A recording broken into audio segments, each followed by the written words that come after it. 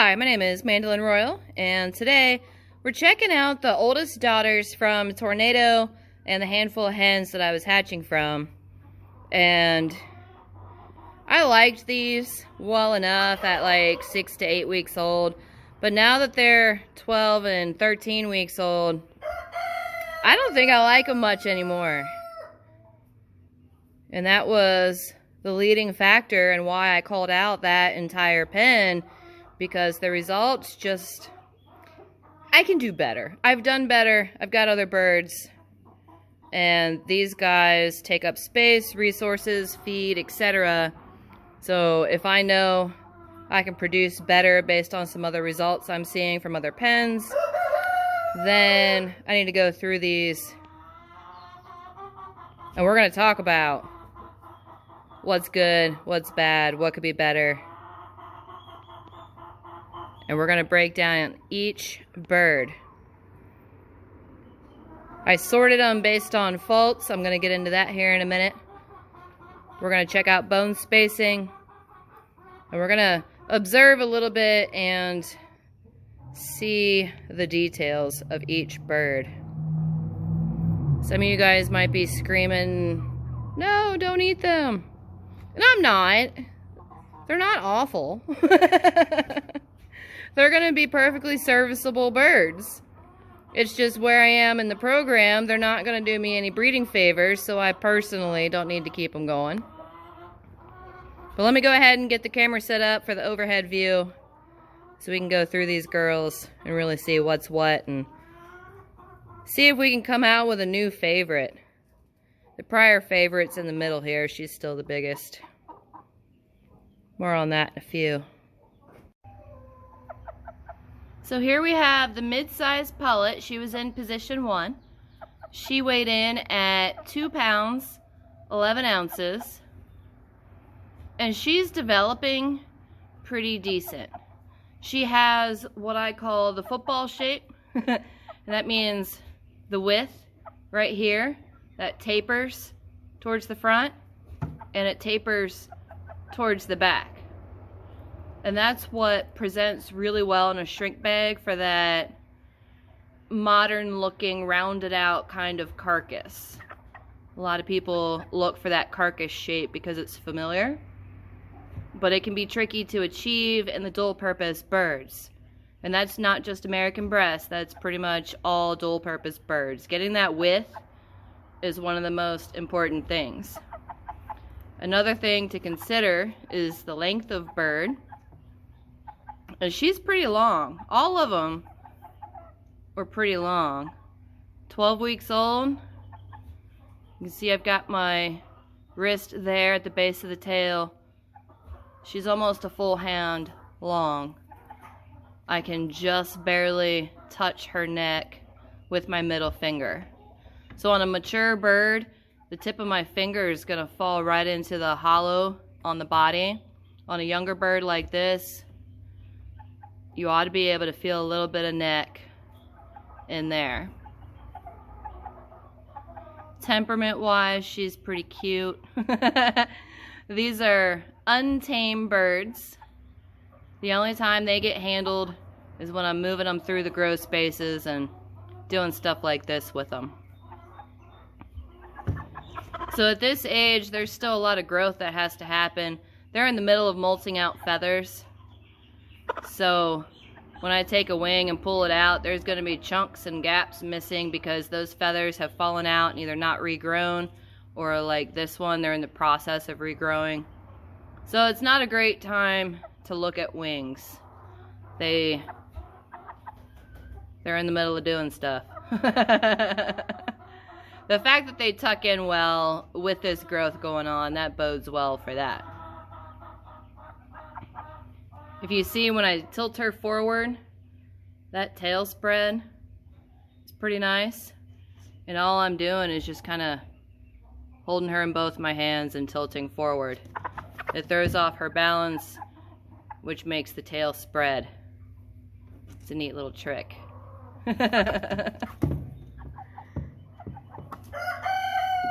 The other thing we can look at is initial pelvic spacing. She is nowhere near laying age.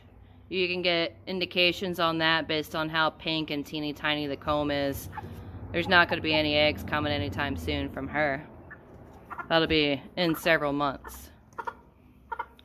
But if I hold her in my left arm, get her to where I can get to the back end, under the tail, right in the vent area, which is here, you're going to feel for those two little pelvic bones.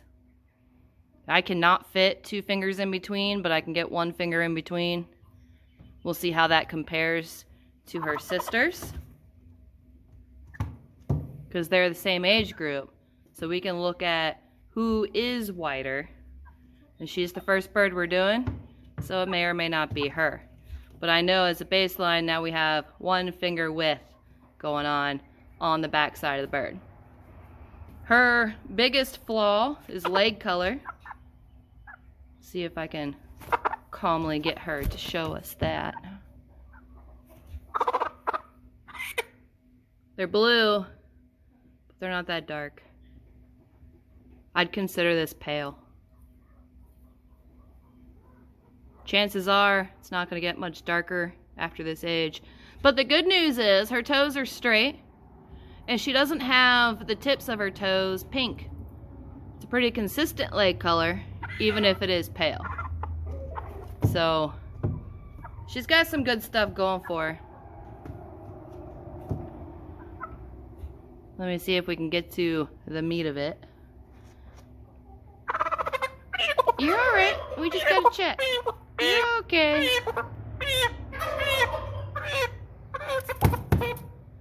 Feeling on the keel. She's not a fan of this. I really want to show you guys, but it's so much better on a calm bird. There she goes. So her keel starts right there, where that finger is. Comes up to where my thumb is. That's essentially 1 finger long. We have to compare her to her sisters to see if that's average, the longest, or the shortest. But now we know this finger long is what her keel is. So I'm going to go ahead and put her back, grab another bird. We'll see what's going on with her. Alright, so I put Little Miss Pale-Legged back in the pen so I could separate out the prior favorite, Pullet. I want to look at how she stands. So we'll reach a hand in and get her up and moving. And she is really long-legged. We might call her Giraffe.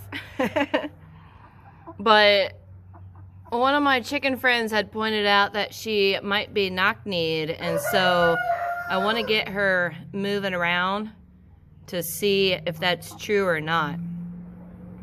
She does have a lot better leg color than the Pullet we were just looking at. I might move the camera instead of trying to move the bird.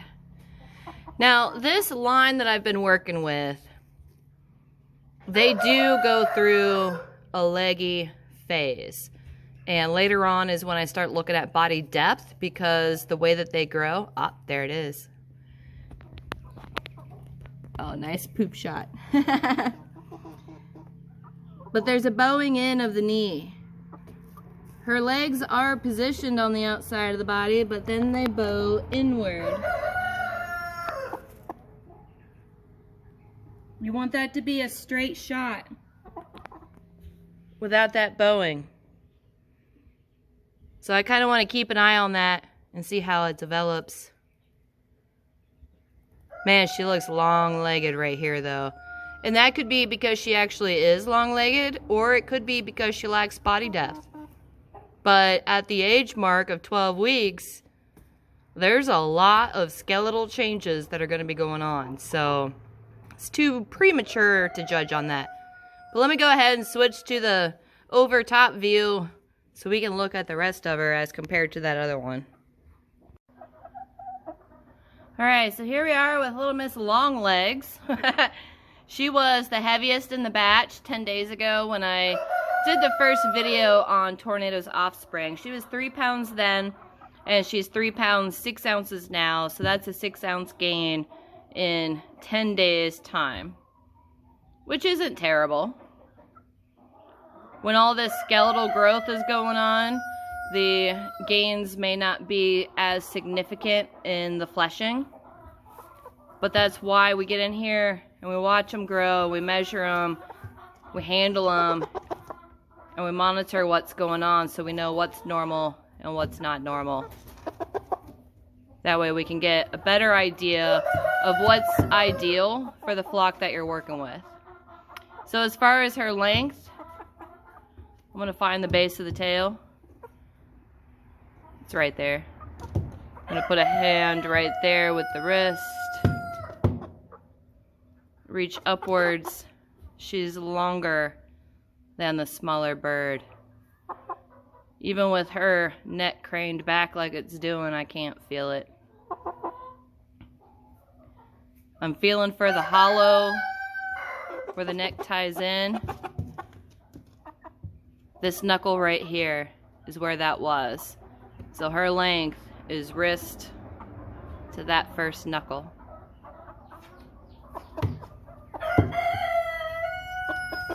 We already talked about her leg color. Her toes look pretty good too. Like I said, it's too soon for wings. Let me see one. Yep. Regrowing. With her being the heaviest bird, she absolutely has the football shape. And when I put my hands around her, you can see we have all of our width right here that tapers to either end. Tail looks great.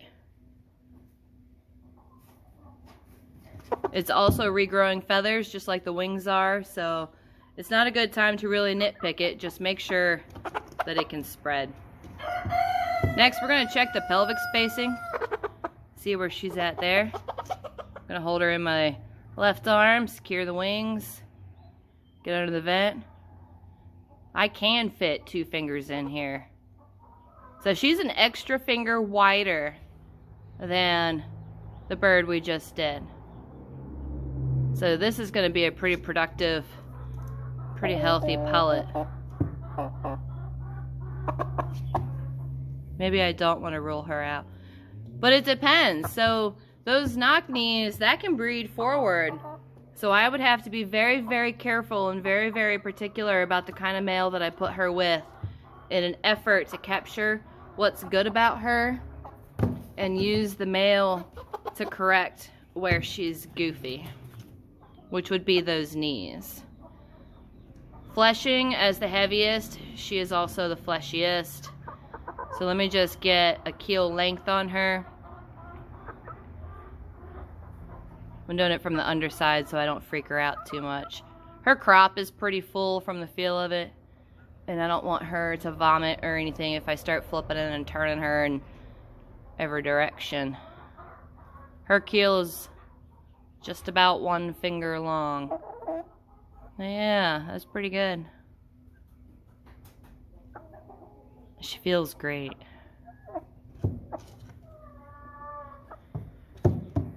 Alright, I'm going to go ahead and put her back in position 1 and go through the other 3 to see if we can find a bird that we like better than her. Otherwise, even with the bowed-in knees, she still might be the favorite once you consider everything else. Alright, so here's the most similar sister to Miss Longlegs over there, and see the difference in their stance?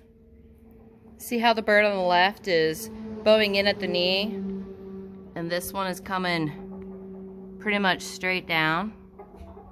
That's the difference there and what we're looking for the leg. We're going to go ahead and switch to the overhead view for her and see how the rest of her measures up. Alright, so here we are with the similar sister. She weighed in at 3 pounds 1 ounce. Right now I'm feeling for that football shape. She feels really great, actually. while we're here, we'll just check and see what the wings are doing. Just to get her used to that.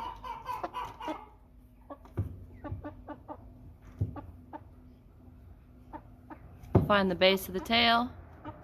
Right there. Put my wrist down, reach forward. She's shorter in the back. So she's wider than she is long. And with the way that her fleshing feels, she's gonna have a pretty good shape, but she could be longer. She was squirming, so I want to double check. Yeah, she's shorter. Next, we'll check the tail spread. Oh, that's nice. Get a hold of her in the left arm, tilt her forward. See the back? Ooh, that's a solid 2 fingers. So she's wider, and that's my preference. Long is good, but it doesn't mean a whole heck of a lot unless you have the width to go along with it. So even though she doesn't weigh as much, she has better width. I think she's showing more table quality than the initial favorite. Foot colors, pretty alright.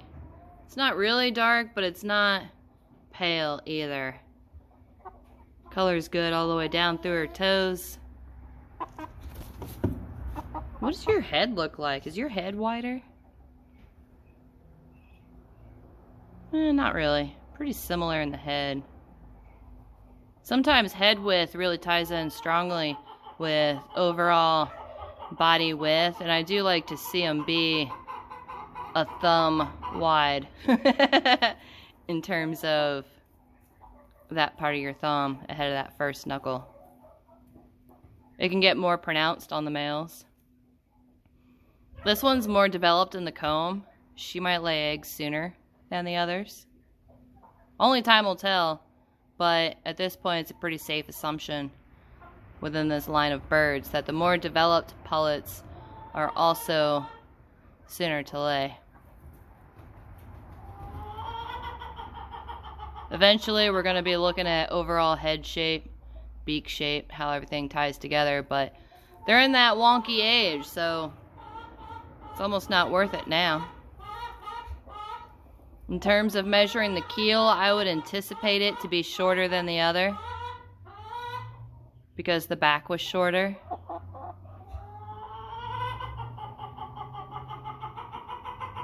Let me see if I can get my fingers there. It's about 1 finger. Well, this one might actually be the new favorite.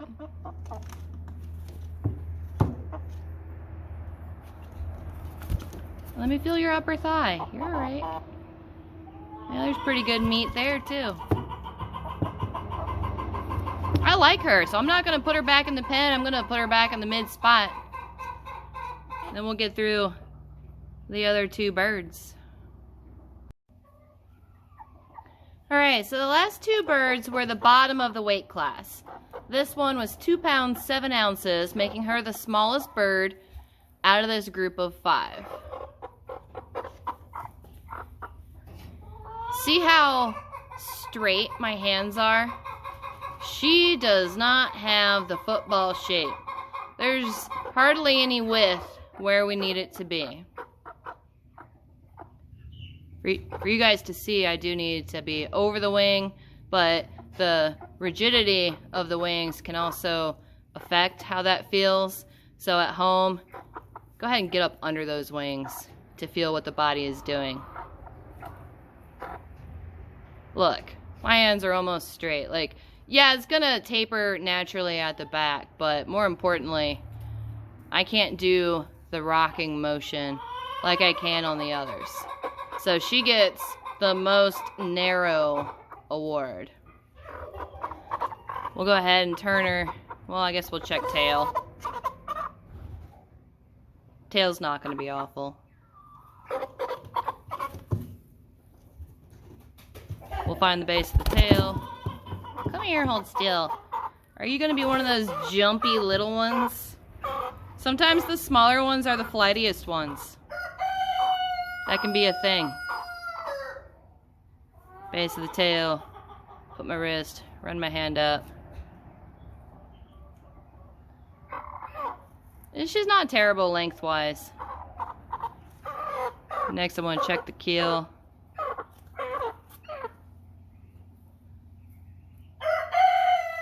One finger long. So she is all length, no width, essentially. I'm gonna get her on my left side, hold her with my left arm, tilt her up to get her butt facing upwards. Find the 2 pin bones, 2 fingers wide. So she has the right width on the back side. She just doesn't have the body width, and that's gonna affect her body capacity, which could affect her overall productivity in time. Leg color is decent. We'll see if she'll show us how she stands. Turn and face us. Sometimes it's easier to move the camera than the bird. She's not relaxed right now. That's not too terrible. But that lack of width and the lack of substance, she feels meaty enough, but the others are meatier.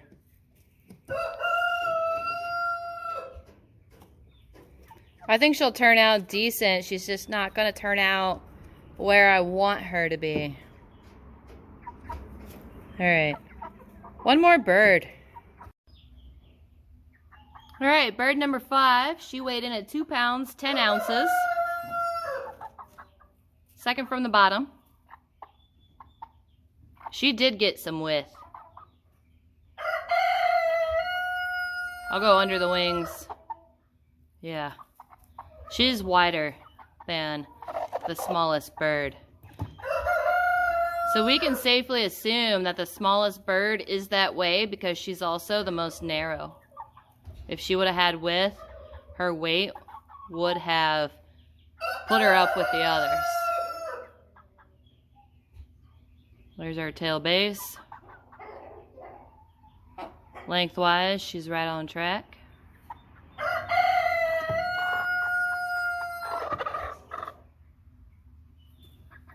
Decent in the tail.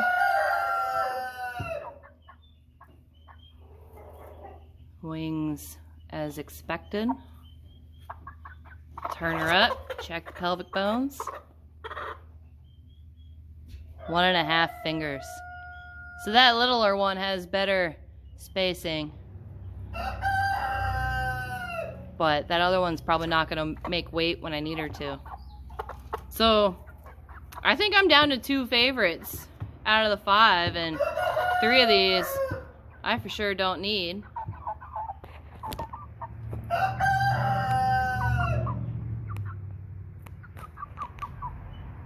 That's really good width though.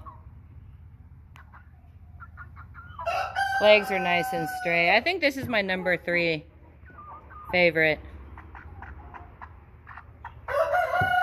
So I'm going to go ahead and put the little one back and we'll check out number 1, 2, and 3 out of this group of 5. Here we are with our favorite 3 of 5. So let's just imagine that I only had these 5 pullets to get going with from a little group I brought in. Let's say I brought in 12 birds and the other 7 are boys. So now that I've gone through these females and I've looked at what they have to offer, that gives me my little shopping list of the kind of boys they would need to have to bring out their good points and try to fix their flaws. So in position 1, we have the new favorite. I switched their spots so we can go in order. Number 1, number 2, and number 3. This bird was second heaviest.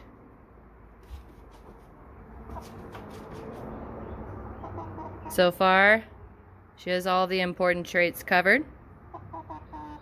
Yeah, and you're pretty and you're chatty. Yeah, you're promising. She's standing nice and relaxed and submissive. What do you think of being handled? Not too worried? Yeah, I think she might be my new favorite. The heaviest bird was also the tallest, the leggiest.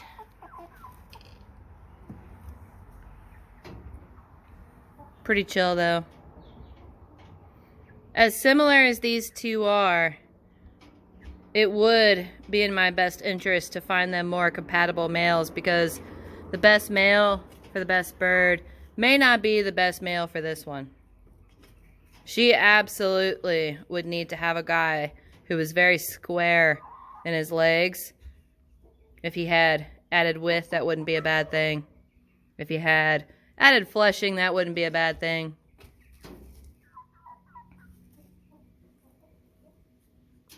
They're pretty similar besides the leg straightness. The one that was more squared up, we could be a little more forgiving on the male in that regard.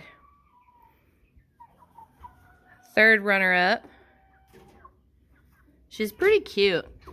And nothing really stood out, so she might, with further growth, prove to be one of those girls that I could put with a range of males to help fix hem.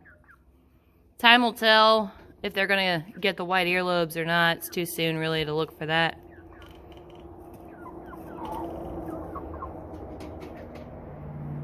She's smaller than the other two, but not bad. With the other one having 2 pair of legs, and then the smallest one being the smallest one, I feel pretty confident that those 2 can go on to make breakfast eggs, and these 3 out of the 5 is who I would spend time hatching from in the future. As they grow and mature, I could certainly take that down to just 1, who ultimately finished out the best bird overall. Pair hatching with a couple of males or just 1 male, but definitely pair hatching from the females. That would tell me which one produced better results. Because sometimes they produce better than what they are, and sometimes they produce worse than what they are. And that has a lot to do with the different males and just how the genetics mix up with each other and get expressed in the offspring. Now that I've gotten my hands on them and I've sorted through them and I've looked at them, I don't feel that bad about them anymore. I'm going to let them keep on growing. Show me more in time. You can't really rush it, but you can start to get an idea of what you're looking at. And then you compare all your batches and you compare them to each other. You compare them to your parents and you figure out if you're making progress or not.